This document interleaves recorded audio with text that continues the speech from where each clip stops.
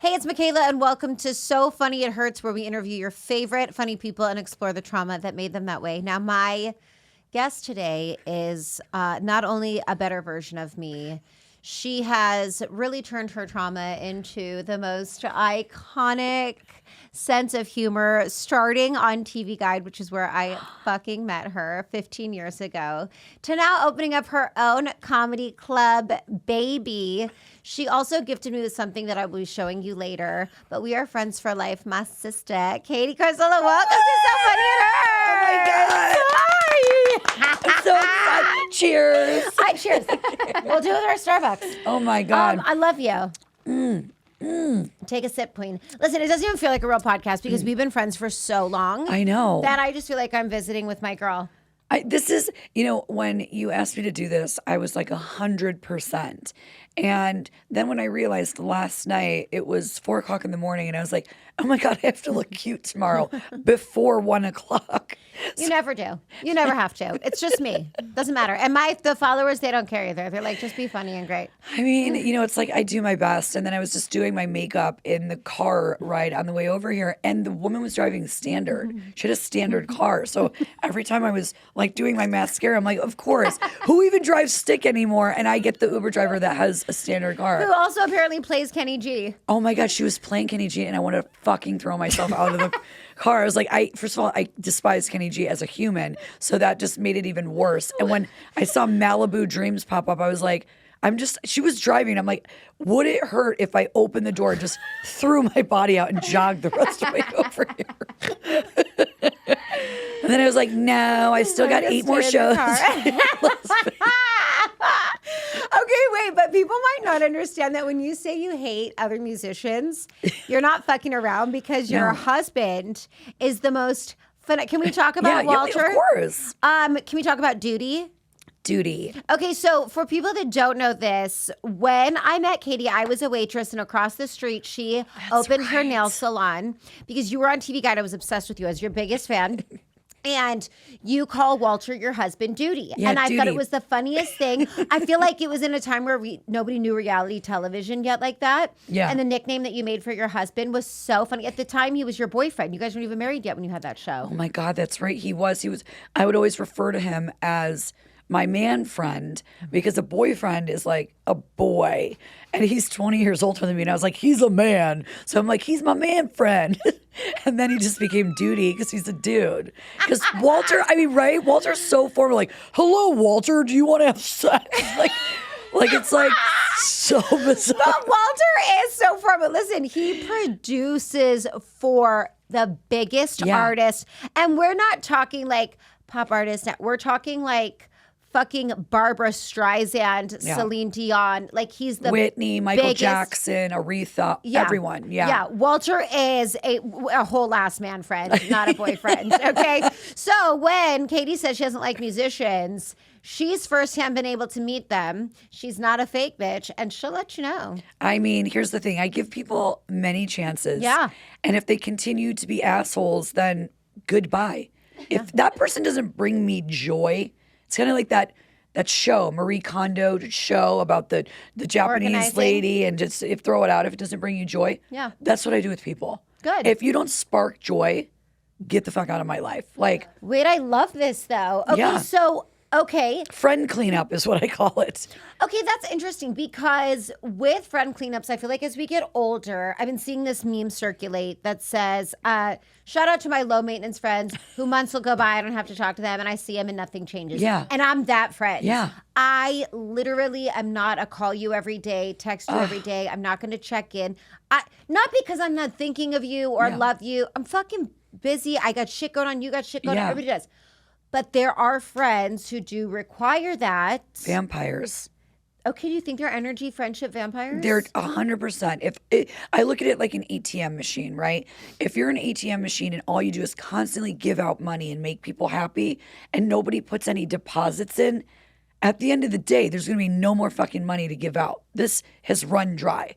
you know? Yeah. And I felt like I was making a lot of people happy and giving them a lot of money. And I'm sitting here getting no deposits. So I was like, this bank is closed, bitch. Like, Yeah. it is time to move on. Well, you do, because you have a really big personality. And when you come into a room, you make people feel really special. And you make them feel cool. And you bring them up and you make them feel good. I think people get addicted to that feeling. So they want to like latch on to you because you make them feel ways that they don't know how to feel on their own. But do you have the conversation, or are you just like, protecting my peace, I'm not talking to you anymore? I do it in a slow way where it's like you'll feel the distance from me and I won't respond as much, or it'll be a couple days now in between responding as opposed to a couple hours. It just is kind of like a slow progression, unless it's Kenny G. And then fuck that guy. And I will let everyone know. And then fuck Kenny G. Like honestly, listen, I want to say that my dad's name is Rocky G, and he plays the saxophone, and I call him Rocky G, and he also had long curly hair.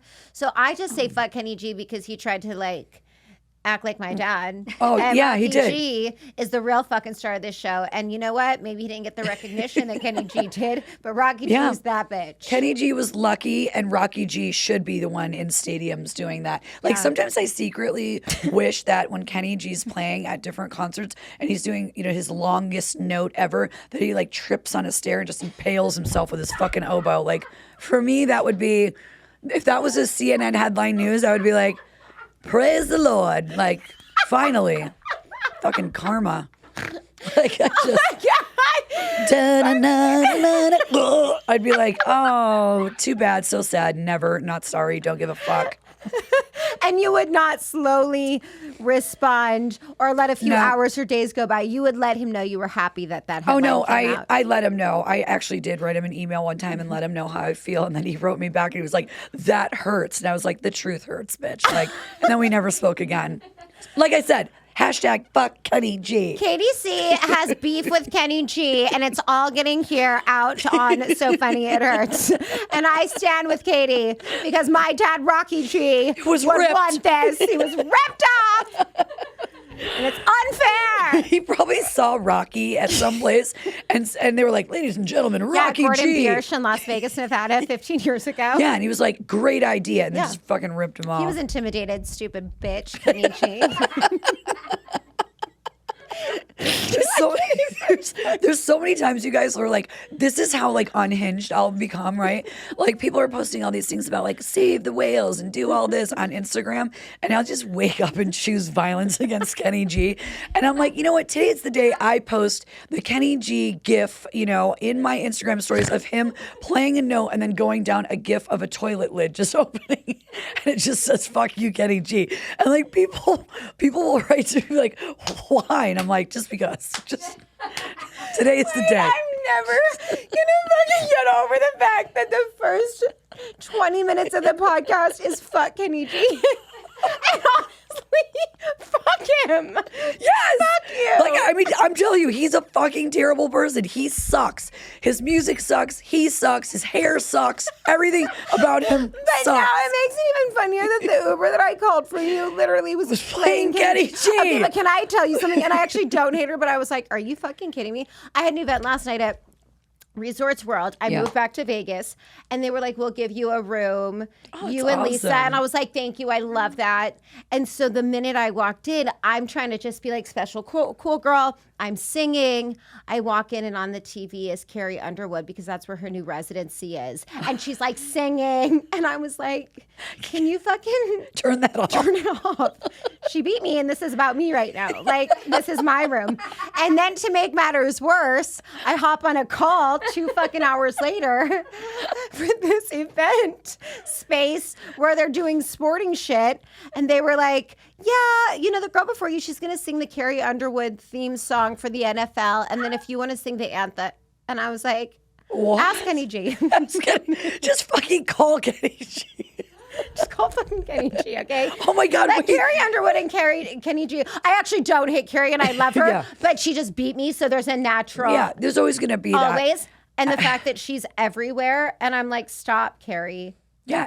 By the way, I get it. I just got done. I was the the judge of Miss Teen USA. Ooh. Yeah, it was actually amazing. Yeah, listen, I love pageants and I love those girls. Well, it's now that there's no more Donald Trump, it's a woman owns it, Layla Rose, and she's incredible. And it's about the girls being philanthropists and entrepreneurs. And these girls are all like, one girl was in Wharton School of Business and she got in at like 17. And I was just like, oh yeah, but this ties it all around. So I'm all excited. I'm judging Miss Teen USA and I'm in the GSR Casino in Reno. And lo and behold, who flashes up on every fucking screen? Kenny fucking G. And I was like, does this bitch just follow me around everywhere I go? I mean, I can't escape him. You cannot escape He's going to die, and I'm going to be in bed sleeping, and I'm going to wake up and be like, is that a ghost? And it's fucking Kenny G over my bed with his skin flu. Ken, stay away from her. Listen, Kenneth, back the fuck off. Like that fucking permed head motherfucker will not leave me alone. I'm never gonna get over this. I'm never gonna see Kenny G the same way ever again. Thank you. I So hope you clearly, don't. no one can understand. Clearly, we can all Fingers crossed. understand why you're not a comedian. I can't imagine how you're so successful. I'm such a dud, guys. I don't know why you chose me. Loser. That's the funniest thing I've ever seen. Okay, but you are here in Vegas doing comedy. You have shows all this weekend. Yep. And you're so funny, but you didn't start off as a comedian. Your personalities, I feel like it's hard to say you weren't always a comedian because you've always been fucking hysterical and you just go up there and be yourself. I guess it just kind of stemmed from my being little and seeing people get like reactions from people when I did like cute things or funny things. And it's always just been in my like whole internal being, right? Is to entertain people, to never want to be in a room and be like, oh God, here she comes. I want to walk into a room and be like, oh my God, you're here. Yay. Yeah. That's how I've always been. And when I started doing stand-up, I mean, it was a long process. It was from Mitzi Shore at the Comedy Store giving me the belly room to have my own show, to then going to the Laugh Factory. And then I had my show running there for years, to the point where it's like, you know, after Mitzi died and then it became just a lot of men running the scene, it's, you know, a little dated. Yeah. If I may, you know, it's Yeah, kind it of like is. we're stuck in this misogynistic wheelhouse of here's your $20, thanks. But then you have to pay for your parking and your drinks. And at the end of the day, you're negative $40. Yeah. You know, like how do you make a You're living paying doing to that? play. Yeah, and that's why I was like, we have to change the way this is. And I don't want to sit in some dark, dingy club with duct tape on the seats and, you know, shitty sound or bad lighting. We could do better, you know? Yeah. And I think that's, you know, where this whole journey of my life of just, I want to be a stand-up to, now I'm going to own my own club and really change like the trajectory of how comedy is looked at in Los Angeles. Yeah, but I think the thing about you is you are really, really, really smart. You speak like 5 different languages. She speaks every fucking language, actually. But what is it, Mandarin? Oh, I was learning Mandarin during the pandemic because I was working with manufacturers. Like, here's an example. If I want to buy 200 seats for my club, I could buy them in the U.S. for, let's say, $200 a chair. So we're talking about, you know, over 30 grand. And I found out who manufactured those chairs that I wanted, and you have to know some Chinese. You know, you fly to China, you visit the factories, make sure children aren't working in them, they're fair wages, and you find out who makes these things, and you become having a great relationship with them. So now my chair costs $30 instead of $200. So I'm able to shave off like literally 50 grand having relationships with different factories. Yeah. So I think it's good to learn some of the language. I mean, one of the main things I learned was Mai Dong Lao, which is McDonald's in China. Because I was like, I need those corn fritters. They have like a totally different menu there. And they don't call it McDonald's. What do they call it? Mai Dong Lao. Okay. Yeah. It's so good there. Oh, wait, but I love that because, and I feel like at some point you should do like women, like showcases for women because I think that even starting with the nail salon, like you are very, very innovative. And you not only are the face, you're the whole fucking company. No matter what it is you do, be it comedy, be it nails, be it whatever you've done, you learn the language. You did a show. This is my favorite story about you. You did a show, what was it, a couple months ago? And the guy that sat everybody was deaf. Oh yeah, that's right. And nobody could talk to him. Sign language. So you went home, you learned sign language in what, like 48 hours? I just learned like how to sign with him so I could talk to him and know that like, hi, thank you so much for doing this. And even, it was fun. Uh-huh. And now every time I see him, I can sign with him a little bit so he knows that like I am thankful for, him working there and, I just always think it should be like that. The last time I was in Vegas, actually, we were going to the Palms from the Tropicana, and our driver was Congolese. And I saw her name, and I was like, oh, are you from the Congo? And she said, yeah. And I said, oh my gosh, my parents met there. That's how my mom and dad met, was in Congo Brazzaville in Central Africa.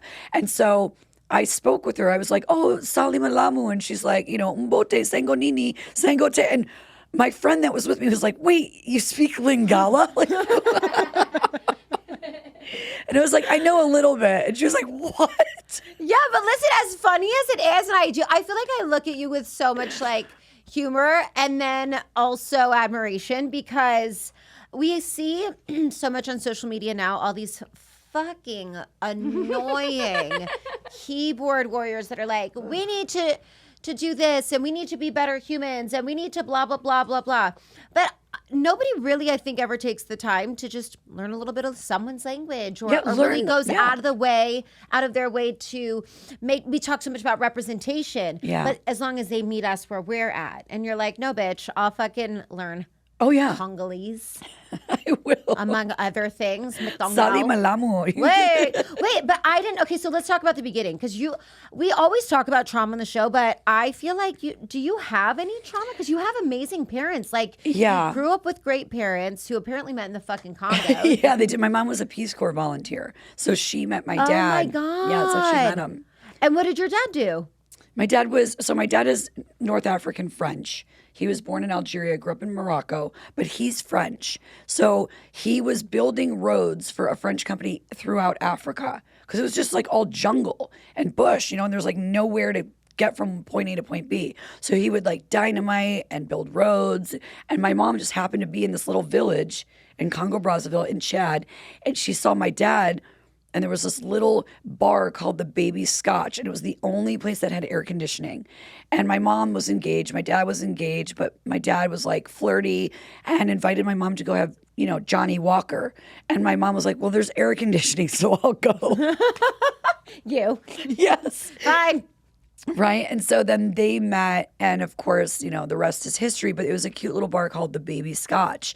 And, we always have like jokes about them and everything, but trauma-wise, like my parents have always been so supportive and amazing of everything.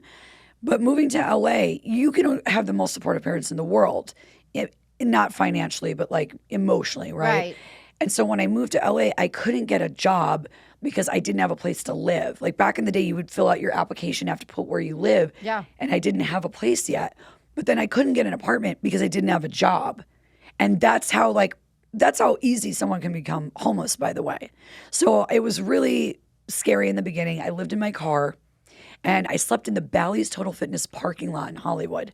So I know right where that is. Yeah, I paid $quarter, and I would roll towels up in my window. I still have the towel. It says Hawaii and has a Mickey Mouse on it. And I would roll it up and listen to the Commodores. And to this day, if I hear Night Shift by the Commodores, I like well up and remember where I was at that time.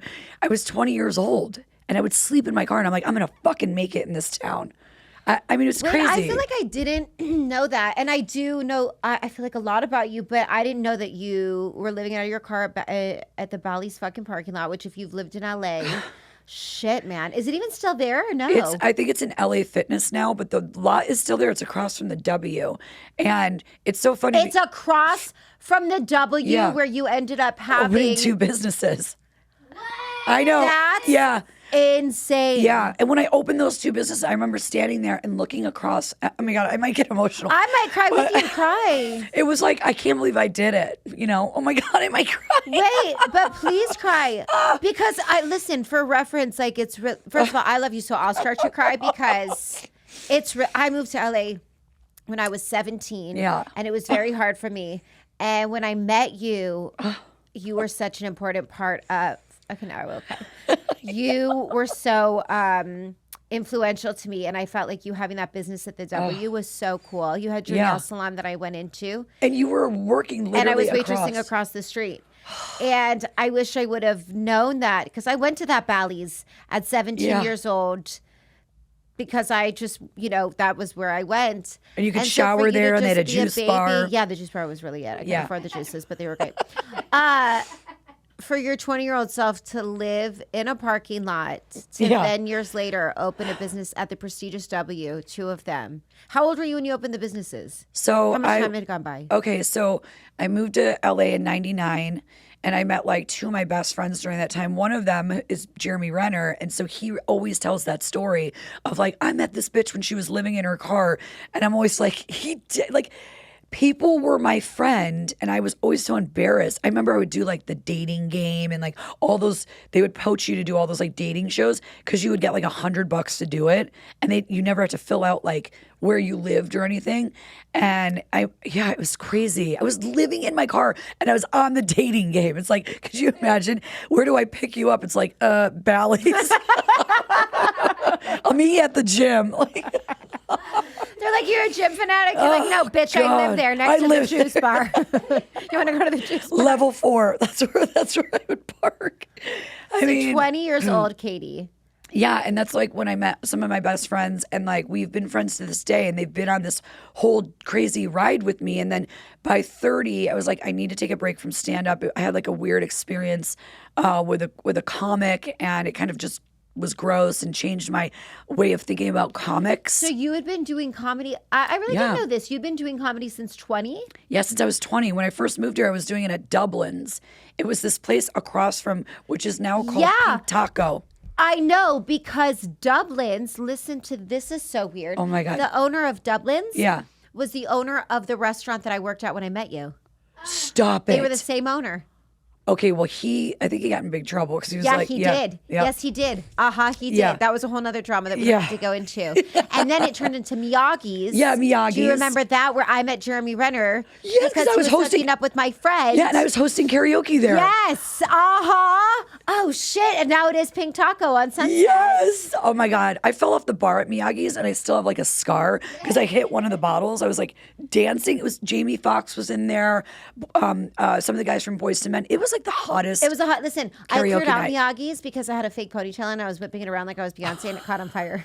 And I had to rip it out of my fucking head. I mean, Miyagi's and I cleared is that dangerous. space out because it smelled like burnt hair, and everyone was like, "Have a good night." And I was like walking out with my burnt hair. I was like, "I can just trim it. It'll work tomorrow." Oh my God, Miyagi's was just a fucking lawsuit waiting to happen. And TJ Espinosa. Oh my God, that's right. Yeah, that was I would say, looking back, there are moments that were so insane, but they were the highlights of my whole life. I would go back to them any day. You know what's so crazy is Walter today is my husband, in case anyone's like, who the hell's that? Duty. He is doing backgrounds right now for Jeremy Renner's new album. He's producing a couple songs. And guess who's doing the backgrounds? Who? Luke Edgemon and Allie Porter. Allison Porter. I thought she was going to say They're Kenny at the G. studio right now. Okay, and Kenny G. Kenny G. Wait, I just was texting Allison Porter. Yeah, she's at my husband's studio right now recording. Oh my God. I know. Small world, right? Oh my God. That's why you can never be an asshole to anyone. That's why you can't, but also why you have to really remember where you come from, because I'm still gagging that you were like living in your car. So you were doing stand-up, 20 to 30, you were doing stand-up comedy. Yeah, and then I took a break. And then something weird happened. Yeah, something weird. It was just a bad situation with just male comics are gross. And not all of them, some. And they, back in the day. And at that time, it was very male-dominated and very misogynistic. Like, there was no fucking Me Too. There was no women running. Who were some of the female comics then? Not really. I mean... Back when I was doing it, was like Natasha Leggero was, I would see her around a lot. Paula Bell. Yeah, I mean, you have to think about it. There wasn't many women leading comedy No, by it was any like means. all dudes. And then I took a break, said I'm going to nail school because I think nail salons are gross. Oh, And nails were shit. nails for me when I was living in my car. I had a bag of nail polish. And when I was depressed or felt like shit, like down on myself, when you don't have a home, it changes everything about the way you think about yourself, And I would do my nails and it would just make me feel better. And so I loved getting my nails done. It was like a luxury for me. And LA nail salons were terrible. And I thought, wouldn't it be great if you could just sit in a big comfy chair and you didn't have that gross spa chair? And it was a lovely environment. So I opened up the painted nail and it was white wood, like cottage floors. There was a free bar so you could get drinks for free while you got your nails done. And you sat in these big shabby chic chairs. And every treatment was great. And, and it. Yeah, because these girls don't know about that. They weren't just LA nail salons. They were all nail salons. There was not a nail spa bar. There was luxury no, right. bar. There was not blow bars. This was 25 years ago? Yeah, this was 20? this was 2008 when I went to nail school, and I opened up the painted nail in 2009, March of 2009. Coincidentally, Kenny G played the opening of my nail salon. Kenny, go the fuck up! He did. Kenny, stop! I know, he played. Well, Rocky G wasn't available. We were doing American Idol. We were slammed. We were really busy at the time. So I had to get the alternative to Rocky G, which was Kenny G. Hello. And then Brian McKnight was there. We did this my fabulous. I know, it was so great.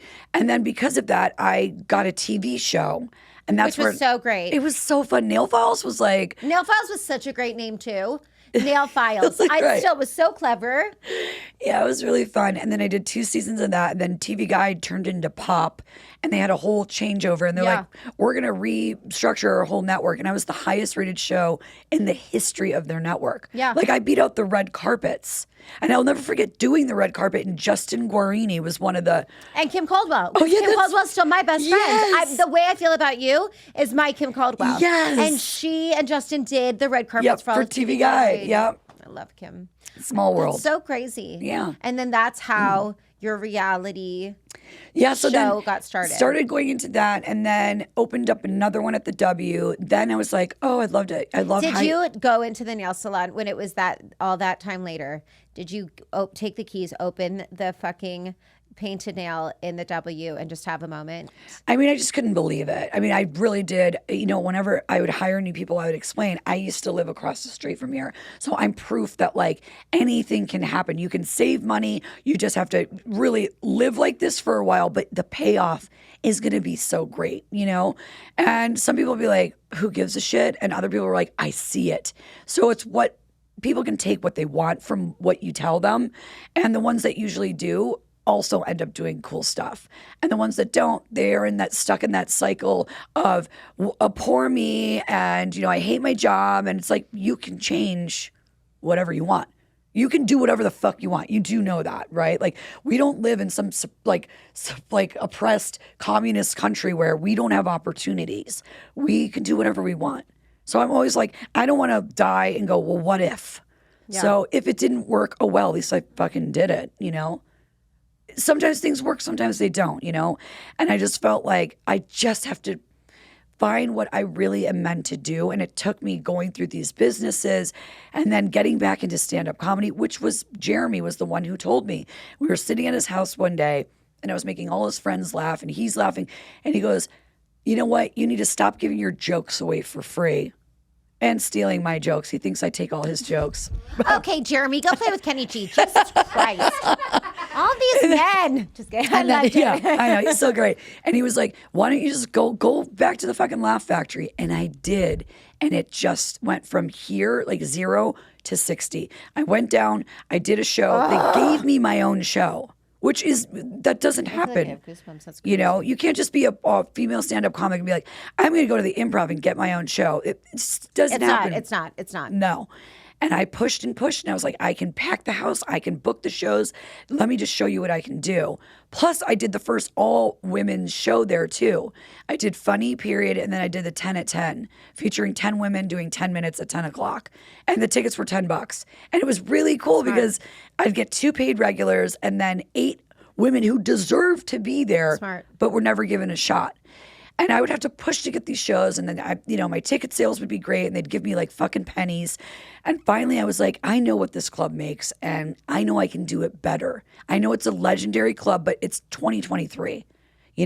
Everyone gets paid $35 a set. How the fuck do you make a living on that? Yeah. So I'm like, I just sat down. I have a great team. I hired Eric Anderson, who's responsible for the turnover of the Comedy Store when it was like down in the dumps. He picked it up to going over $1 million a month, and then he just opened Joe Rogan's. Oh my God! The Comedy Mothership. That's amazing. And that place is killing it. It's killing it. So I'm like, I need him. So he's the one who's helping me open the club. And that's so crazy because now when I was listening to you, I wanted to start to cry again. It really doesn't take me much to cry anyway, bitch, whether I'm laughing about Kenny G or then crying about Bally's. But now knowing all of that, what's so crazy is, you're definitely a pay it forward kind of bitch too. You've never, first of all, you not only are doing my podcast, you've done all my shows. Whatever I've been when I had Channel Q, first guest. When I did Idolatry, first guest. Oh, I love that. You, when I started doing stand up, you were come do the show. You're just good sister energy. But I was at your house years ago and I was hanging out with you and you're like, oh, you have little feet. And I was like, I do have little feet. And you had Louboutins on. And I always thought Louboutins were so fabulous. And they are, of course. And you were like, oh, okay, well, hold on. And then you came out and literally I brought them. Wait, you still... Yeah, I have them still. Duh. Wait, okay. Not me taking out. Kenny, is that your spirit trying to fuck with us? But I brought them because I was like, I love Louboutins and I was so young and I had no money. A lot of people don't know this, but after Idol, a lot of shit went down and then I was a waitress. And when I met you, I was a waitress at that time and I didn't have any fucking money. But I wanted these cool shoes and you literally oh my God, the bell boots, the bell boots. And these were my first Louboutins that anybody or nice thing anybody ever gave me. I mean, I still wear them. And those are iconic, the bell boots. I have them in that. I bought them again after I gave them to you because I was like, oh, you know what? I love those boots. Yeah. But those are a staple. Shoes for people that don't know. And now hearing your story about Bally's, which is so crazy, these shoes meant so much to me. Now I'm a grown up and I do my thing. But oh my God, those your shoes, the way that your story started and then you paid it forward to me and then I never forgot that. So I made sure to pay it forward for other women in my life. It really was such a, I remember driving home. I felt so cool and I wore them and I felt so cool. Oh my God, you're going to make me cry. But I just say all that because you're really funny. But I think the point of the show also is funny. You're so funny just being yourself. But there's so much to you. And you did. That was an act of kindness that changed my life. And then it made me walk into rooms differently too because I felt I belonged there. Yeah, people, it hurts me to think that there's people that just because they don't have something, and LA can be the devil for that. And honestly, growing up in LA there was no cancel culture. People were dragging you for filth in those fucking tabloids. Yep. What not to wear. Look who's fat this year. They were who wore it better. There was no body fucking positivity. People were doing rails of cocaine just to stay skinny. Yeah. And they would let you know. And it wasn't this peace, love. You felt like a fucking loser. Yeah, all the time. I sometimes did feel like a fucking loser. And whatever, we all did. We were young. But those things were just the moments that people take with them. And I love that. I mean, it's just shoes. But I know, but to us it's not. I know. Because, it's not. It's the moment of okay. And, I think that in life, as I'm getting older, it goes by so fast. I know, it does. And by the way, I don't mean to say it's just shoes, but it really is just shoes, but it isn't. It's almost like a whole mental makeover because you could put on a little black slip dress from Target, but you put those on and you feel like a fucking $1 million. $1 million? And it just makes you feel it's small things. Listen, like I was sprinting in those shoes so people could see the red on the bottom. I was like, yeah, bitch! Okay? Look at me go! fucking sprain my fucking ankle running in these. Like I read. I can run a marathon in lubes. Like, don't get me. You can, okay, but you are the queen of lubes. I do. It's actually embarrassing now because like Walter will come back and he buys these like he likes these specific hats. They're called like melons or this expensive brand, right? And he has so many fucking hats. I'm like, they all look the same. And he goes, well, let's go up in your shoe closet and discuss. And I'm like, all right, keep buying your hats. I know I do have business duty. I do have quite the collection, but I know, but I love giving them away too. And you do. You give it away. I give them away. You know, it's like gifts. Like Ariana from Vanderpump Rules, very good friend of mine. She came over one day and she was like, "Oh my God, you have so many Louboutins. I don't even have one pair." And I was like, "Okay." And I just found one. I was like, "Here you go." And she's like, "You're just giving me your Louboutins." Listen, you're like the fairy godmother. Everyone deserves a pair of lubes. You are. You do, and you give it to them. You make people feel really special, and I do. From learning their fucking language to making them feel important and seen. You do. You really are such a good human all the way around, and I hope you know that because you really are. That is nice to hear today. Today has been one of those days where you're juggling a lot, and so to have a compliment is like. It makes me feel like I can go, ugh. Because you know what's so funny, and it's a misconception for everybody, but I feel like you're one of the most confident women I've ever met. Not to say that you don't feel like that, but to me, you're like the most confident, put together, brilliant woman I've ever met. So, do you feel like sometimes? Do you need those compliments? Do you need like not? I don't want to say need the way that you're like still feels good. Because to me, still feels good. Still feels good. I think only because it's harder too when you get older. Like I just turned 46, so to me that's like I know. Look at her stupid fucking skin. Look at her skin. I am There's not a pore. If I had a camera, if I could literally zoom on your fucking little. Not one pore on that face. And I don't even think I've had water in 3 days, so I don't know. All I've done is go from coffee to booze on a daily basis. It's like, working fucking great for you. I know. Listen, no, I saw her. I saw her in Reno, and I was like, "Oh, that's right. Skin is That gorgeous." was Reno. And it was that. Reno. Moving on. Mhm. Yeah, Reno. And it is a dry climate up there. Woo, dry people. And she.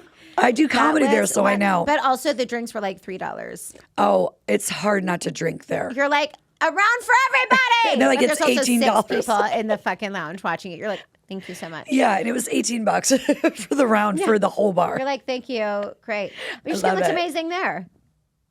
I don't know how that's possible. Okay, wait. So I'm sorry because I did interrupt you. So at 46 now, the age you are. You don't need the compliments. It's not like that. Yeah, it's not like I need it. It's just sometimes it's so hard when you're the captain, right? And you're steering the ship, and like you're the one telling everybody what to do. You're delegating. You're doing this. You're doing a great job. Thank you so much. No, we can't do that. It's so much ups and downs that at the end of the day, when I go home, it's like. I don't need people to tell me, you're doing great, sweetie. But like, it's just nice when I think my favorite is when someone comes into my business and goes, oh my God, this is incredible. That's my compliment. You know, I don't need to be told, oh my God, you look amazing or whatever to validate how great I feel, but it doesn't fucking hurt. So yeah, hello. I mean, if my pores look on point, then thanks, Bye, bitch. say less, bitch. You do have multiple businesses, and I love this about you as well because you really do have a hand in all of your businesses. You literally created it. You have an amazing wellness. How do I say? What's it? So it's a wellness studio in Studio City in LA. Yeah. And I love those because it's got red light therapy. It's so good. But there is a literal salt brick wall. Yeah, it's a whole salt lounge. So it's over 2,000 pounds of Himalayan salt. Plus, we have an active halo generator blowing in microparticles of salt. So people who suffer from long-term COVID, all kinds of lung issues, asthma, COPD, things like that, allergies, and then as well as your skin. A lot of people have issues like psoriasis and stuff like that. And the salt actually helps you. So when you go and sit in a salt lounge, actually, there's so many in Vegas. There's so many in Vegas, and they're good ones. And by the way, that's great because it's such a dry climate. You need to have the salt in there. It's protection. It basically is like a toothbrush for your lungs. Yeah. But we also have red light therapy, which helps with depression and anxiety, mood disorders, sleeping, things like that. And, I sit under the red light. So maybe that's why. That's why you look so good. But you also built that brick wall. Yeah, I And that's built it the point I'm myself. getting. You literally, whatever business it is, you have built it yourself, literally brick by brick. Yeah, it has to be done that way because I think when it's kind of like I look at it like rich kids, right? A rich kid could open something and they're like, look at my business, look how great it is. But if you open something and you put sweat equity into it as well, your passion for that business is totally different. It's so different. Yep. It is. It's like growing up. It's literally like being in your car and then building a fucking business across the street. It is. It's like I created this. This is my baby. I'm proud of this little guy, and I want to see it grow. As opposed to, well, so-and-so, I had the money or I didn't, all these people pay for it. And you're kind of overseeing things. And it's just because you want it for show. Yeah. Not like this is my career and my goals. I think there's a difference between the two. But I mean, I've seen it. I live in LA. It's so crazy to watch people's businesses, come and go or stick around. And pandemic didn't help, but it's definitely, I think we're starting to get back from that and grow a little bit. And I think Hollywood especially was grimy and scary, and now it's coming back with this whole revitalization, and it's this Art Deco period that's coming back and all of this. It's so cool. It's so exciting to see that because Yeah. it was a great part of LA, and it Yeah. was so sad to see it Just go to shit. go to fucking shit. Yeah. I will say too, as someone who has a really amazing partner, I think that it is important to have a really good partner just emotionally. Yeah. I feel like I can go home to Lisa or tell Lisa anything, and it's not finances, it's nothing. It's just, she's just my buddy. And Yeah. we just have a good partnership. And you've been with Duty for so fucking long now? 19 years in Unbelievable. February. 19 years in February. Like, how is that? How? I don't know. He's going to be 66 and he looks like he's 50. Duty looks so good. I mean, people are like, you guys are look like so good. cocoon.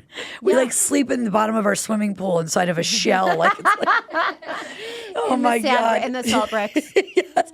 I actually think it has something to do with doing the infrared saunas with the red light.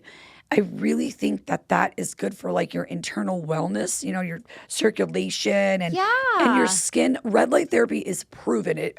It's proven science from NASA. They actually made those red lights to grow things in outer space. So But you can put it's the way that, have you seen the things where it's like the water bottles, and if you talk kindly to it, it will not evaporate as fast. Or if you put it under infrared, you have to go. It's the best on water and plants. Oh, it's because if you're when you breathe out, what is it? Carbon carbon, or is it dioxide? I don't know. What's it when you breathe out? Is that carbon dioxide? Listen, I don't fucking know. It's monoxide or it's one of Is those. it dioxide or not? You want me to Google it? Yeah, can you Google it? Because we don't want to look like dumbasses. Okay. But I don't know fucking everything. Yeah, you fucking do. You just got a little tired, okay? Because you had Carbon 7,000 monoxide. shows yesterday. I know. I have 6 And more you're to in go. Vegas. Yeah, and I gambled, and like it's a little crazy. you win any You money? have a comedy show tonight? I have 2 tonight, 2 Saturday. Well, you gotta go see her. She's the want best. to go. You guys should I come. like comedians. I want to Come go on. see I know. you. And listen, you know what's so fun? You really are talking when you talk about women who deserve to be on stage. It is. Like, it's women like Lana. And, she's engineering the show today. But she's so funny in her own right. And it's like, we need women like you to give women like her, even me, a chance to go on fucking stage. Yeah. And you are. And I say this all the time. Okay, it's carbon dioxide. Yeah, that's what I thought. It was damn. So dioxide. what the fuck is monoxide? Well, carbon monoxide is what. Who cares? I'll tell you what it is. Carbon Who cares monoxide what it is the silent killer. So that's what, when you see these people who die on vacation, they're found dead in their beds, it's from carbon monoxide poisoning. So that can leak from like a space heater or things like that. That's why you have to have like it ventilated if you use a space heater, because it gives off carbon monoxide, which you can die in your sleep and not know it. You need to have a detector. Wait, didn't an old couple Yes. die? Yeah. Maybe you told me that story. In their bed, they thought it was because they were freezing, but it wasn't. No, it was a the carbon monoxide. Whole families died from it. That's why you have to have the detectors. And a lot of places in vacation, like the Bahamas, Bermuda, all that, people were being found dead in their beds. And it was because they had a carbon monoxide leak. scary. Fuck. But it's the carbon dioxide that helps the plants grow. So anyway, back to that. Yeah. It's proven that this shit fucking works. So I guess I mean, okay, I did know that. You did. No, you're smart, bitch. You are. You're so smart.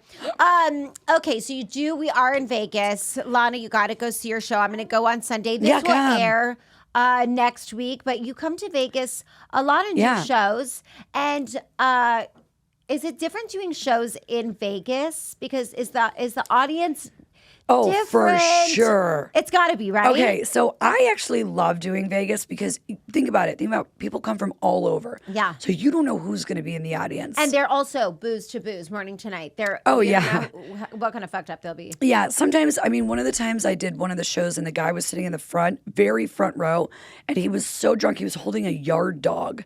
Those long drinks with the I mean, like, they don't allow them in anymore. Thank God, I think because of this situation. I was on stage and the guy's literally right here. He stands up and he goes, I'm going to fucking slap you out of nowhere. And I was like, is this like a prank? And it was real. The guy was so drunk and he stood up and said, I'm going to slap you. I'm going to slap you. And I was like, you're going to slap me? Like in front of everyone? So I was like, because I'm a pretty tough bitch and I probably could take you out. Like I was like, I'm from a prison town in upstate New York. Like, I'll take my fucking earrings out. Like, you fuck with the wrong one. Yeah, I was like, I'm small but scrappy and I'll fuck you up. And plus he was drunk. He was like, I'm going to slap you. And I was like, I could just push him and he would be like, dead. Yeah, that it was kind motherfucker. And it was crazy. So sometimes you get like crazy drunks, but I think Reno is the hardest audience for me. Tell me why. Reno's the hardest because they're older and they seem to be very conservative. Mm-hmm. And if they're not conservative, you're getting the young, super Trumpers. Like one time, okay, this is at the start of, I had a 12 show run there, 12 or 14, which is a lot of shows in a row. And the very first show, I stand up right after the pandemic, and I was like, all right, let's do this. I was like, okay, nobody has masks on, so we're taking a gamble of our lives to be at this comedy show. I go, how many people here are vaccinated? And people clapped, and this woman stands up, and she goes, boo, boo, I don't need no fucking vaccine. I'm a pureblood. Out of the blue in front of an entire audience. And at first I was like, a pureblood. And I go, wait, so does that mean like you can't go to Hogwarts? What is it? What is it? And someone goes, that's a mugblug. And I was like, listen, you unwizard, sit the fuck down. And she was like, and it turned like this whole, the audience, half the audience who were like anti-vaxxers were like, and just stared at me. And she goes, I don't need to poison my blood, something like that. And I go, well, I guess you didn't go to elementary school either because you need vaccines for that. And I go, and it's clearly showing right now. And that was when that whole crew of the audience, they were there for a bowling, I think it was a lesbian bowling convention. Oh no, there was a lesbian bowling convention. The lesbians are all about vaxing. Well, that's the thing. There was a lesbian bowling convention. And wax, bitch. They gotta get ready. And then it was like super Trumpers. So it was like, oh shit! It couldn't have been two more opposite. Oh my god! Can you imagine? I was gonna say, could you fucking imagine the lesbians? Yeah, the Trumps. Yeah, it was like hardcore Trumpers because Jason Aldean was playing in below. Oh my god! So everyone had "Let's Go Brandon" shirts on, and then you had all the lesbian bowlers on this side, and I was like, "Is this who could do stand up with that audience?" What the fuck did you talk about after that? I mean, I got off stage and literally I could just feel like just hot sweat pockets like in my arms, and normally I'm like, good, I can go up unprepared. I'll just start talking about shit, and that's the first time when that woman stood up. She's like, I don't need no vaccine. I'm a pureblood, and I was like, so you can't go to Hogwarts? It just came out. I mean, brilliant, though. Well, you are brilliant like that, though. This side laughed, and this side sat there with their arms crossed the rest of my set. I feel like there's nothing more uncomfortable. I swear to God, there's not. Even when I've been singing, if they're not into it, there's not one fucking thing you can do but just finish, and you want to get through it. Die, and you want to die, and you think you're gonna suck the rest of the time. And you're like, why did I choose this career? Maybe I should. You question your whole fucking. Yeah. Do you still do that now? Have there been moments even after that, or are you kind of moved out of that? That was the one and only time. You know how people say, "Oh, well, that set bombed," or "I didn't." I just feel like I can feel the crowd, and I don't ever stick to a script. This is my advice for comics. Yeah, tell. If you are going to be like a Jerry Seinfeld, okay, and you just recite your same set every night, Okay. And when there's people heckle or whatever, you just ignore it and you do your thing. That's an amazing talent in my book. That freaks me out. What I do freaks other people out because I just go up and I go, yeah, I'm just trying to think what I want to talk about. Like Miss Teen USA, I just got off the plane. I was at the Improv on the main stage and just said, I'm just going to make up some jokes. And Walter was like, what? And I got a copy of the set. It was one of my best sets I've ever done. No. Yep. Talked about judging Miss Teen USA because I literally still had the free swag on. I had to fly in from Reno and beeline it to the Improv main stage. And I got up there and I was like, oh my God. I was like, I just got done judging Miss Teen USA. And I was like, me, the judge. I was like, do you know what it feels like to be a 46-year-old woman who looks like a melted candle naked? And I have to judge these like overaccomplished, gorgeous teen girls walking down the runway. Nothing jiggles. And I'm like, I guess 7? Like, what do I who am I to judge this? You know? And so it just happened. And I'm like, you know what? That is how I do it. You just got to be able to change your whole, if the crowd's not feeling something, drop that bit and fucking change it up. But a lot of people are right to the script and you're like. It's true. A lot of comedians write their jokes and they try them out and they work it. I mean, to think that you just go up there and do your thing. That's such a challenge. I don't know. It's probably crazy. I call it kamikaze comedy, where I just get up. I'm like, I'm just going to take a topic and talk about it. And if it works, it works. And if it doesn't, I'll know immediately and I'll start to veer towards something that makes sense of what I'm talking about and go into regular jokes. That's how I can work out new bits without being like, well, that was new and it fucking sucked. And it's like, I'm not going to let the audience know I'm working out new shit. Wait, that's good advice too. So for comics, singers, anything, if you're trying out new material don't let any them know. Type, don't let them know. Never. Because then they'll already know that, this is new, so I don't have to laugh. Or if someone goes, okay, we're going to play a song off our new album, people are like, boo, because they don't love it enough yet. So I think not me last night telling the audience I'm working on doing a song off my new album. Wait, did you do that? And I did, and it was about domestic abuse. I swear to God, I hate way to pop up a crowd in Listen Vegas. to me, I hate everything about myself. I fucking did this event. I swear to God, and this is why I do have to. Yeah, I did. Yeah, I fucking did. Yeah, the fuck I did. I did. I did this event. Oh God, shut up! Shut up! I'm doing it now. I'm telling people about my new shit. Just shut the fuck up. I need my own censor. I did this fucking event last night. Oh God, Michaela, I swear to God, I'm thinking about it. I'm getting embarrassed already. I fucking went on stage. I did this event for Shade Tree for women who suffered from domestic abuse. And I was going to do this whole really fun set. And last minute, I said, I'm going to read this room. And I was like, I'm going to do this new tune. And the tune, I was like, it's about, the video has survivors in the video. Oh God, Michaela, shut the fuck up. And The did it video go well? that I made had survivors in the video. It's a beautiful video, but it wasn't, I didn't read that room. Do you know what I'm saying? I didn't read that fucking room. I didn't read that. And I stood there and I saw myself not reading that room. And that was right after Carrie Underwood was on my Resorts World television, where I felt like a fucking loser.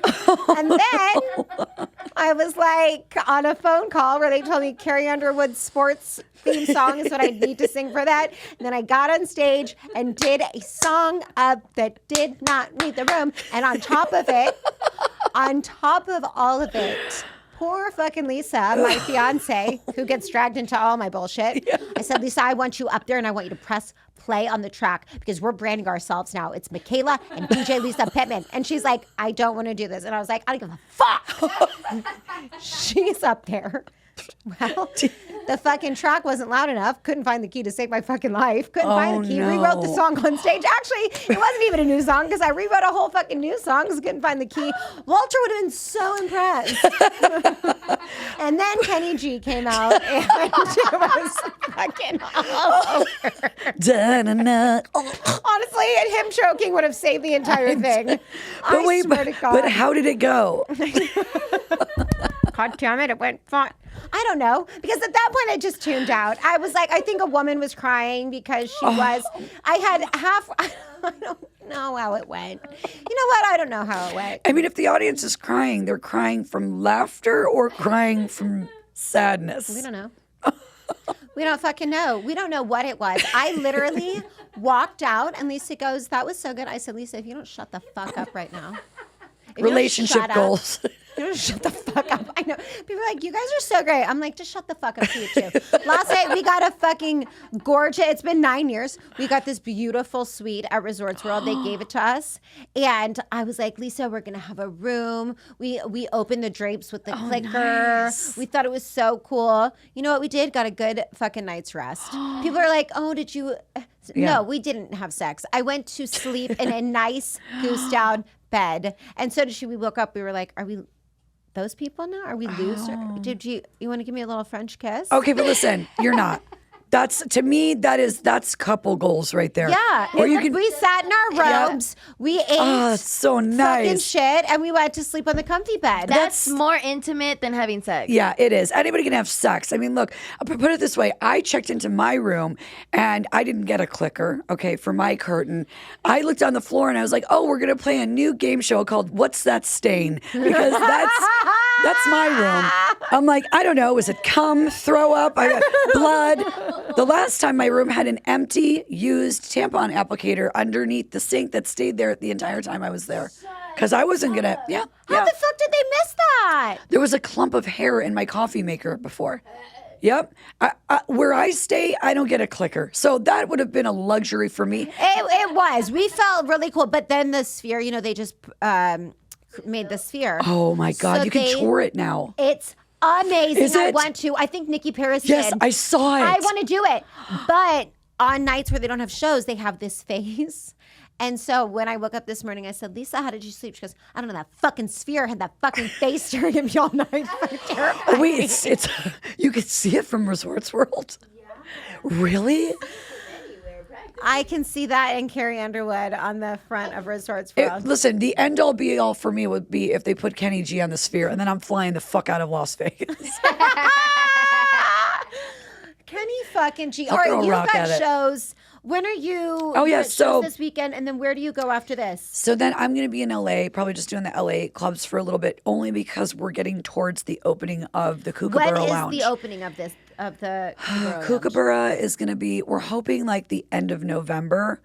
Oh but my God. we're running into, of course, LA city issues. Bullshit. So hopefully December and then grand opening in January. So it'll be new club, new Wait, can year. I have my birthday there? It's January 14th. I'll make all my friends come, and we'll fucking make everybody come and pay. Sing. There's a beautiful Roland Electric Baby Grand on the Would stage. you like me to do my domestic abuse song? Oh yeah, could you really debut that real picker upper at the maybe at the grand opening? We're like, oh, now for the highlight of the night, a song about domestic Try to abuse. take my power, try to lay me low. You're like, People get will be the like- fuck off the stage. How do you think Lisa Are we felt trying to spit it? She was like, She's wiping tears. And now to really cap the night off, it's DJ Lisa Pittman featuring Kenny G.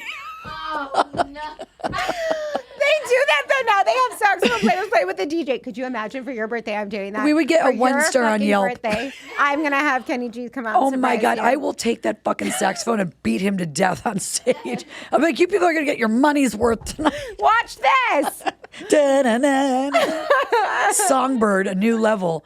Meanwhile, DJ Lisa Pittman back is like remixing it. Oh, wiki, Luke wiki. Edgemont, Allie Porter on the background singing. It'll be beautiful. I mean, that would be amazing. No, if you did your birthday there, that would be fucking epic. Well, listen, I'm going to see you before then. Yeah. I'm going to come see your shows this weekend.